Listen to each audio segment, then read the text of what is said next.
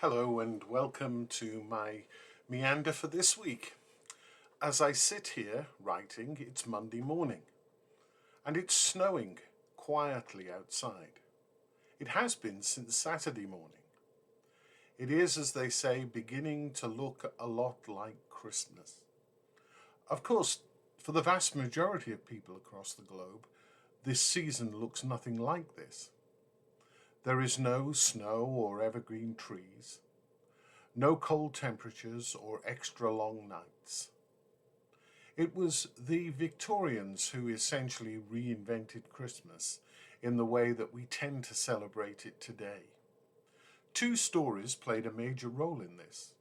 In 1819, the best-selling author Washington Irving wrote The Sketchbook of Geoffrey Crayon, Gent, which suggested that the festival should be a family affair rather than a raucous drunken celebration.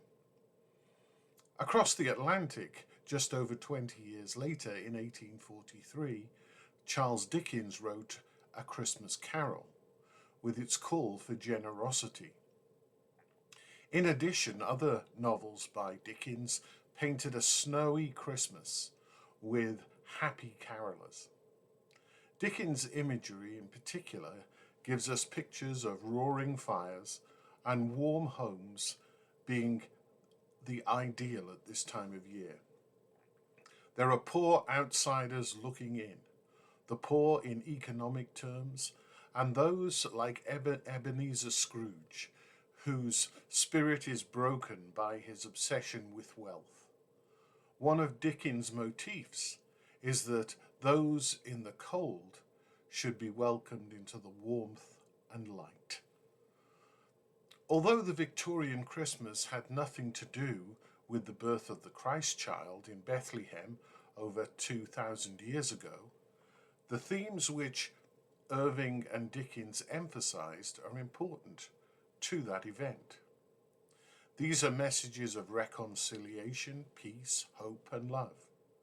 It's Jesus who, through his life, death, and resurrection, brings into focus God's desire to reconcile all things to himself. In the character of Scrooge, we find a man who takes this journey on at least two levels. He's reconciled to himself and becomes a better person for that. Through it, he finds reconciliation with others, such as his long-suffering clerk, Bob Cratchit. It's easy to view these ideals as over-sentimental Victorian schmaltz, but that is far from true. Usually they're hard-won. The peace of Christ offered at the end of most of our church services was gained through pain. Peace usually demands that we have to put aside some of our longings and desires to meet others as they do the same.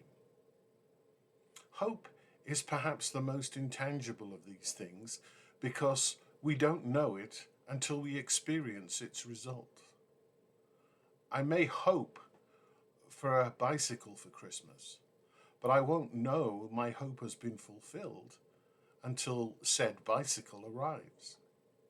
We are told that our hope in Christ is certain, but it's not always easy to keep hope alive. Finally, there is love.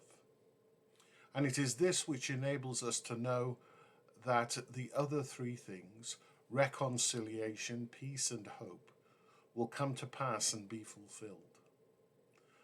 The story of Christmas leads us to the center of the mystery of God. It is where we find perfect self-giving love. It is that love which prompts us to do the things which Dickens and Irving urged us to do when they wrote all those years ago. May I take this opportunity of wishing you a Merry Christmas and a Happy New Year. God bless.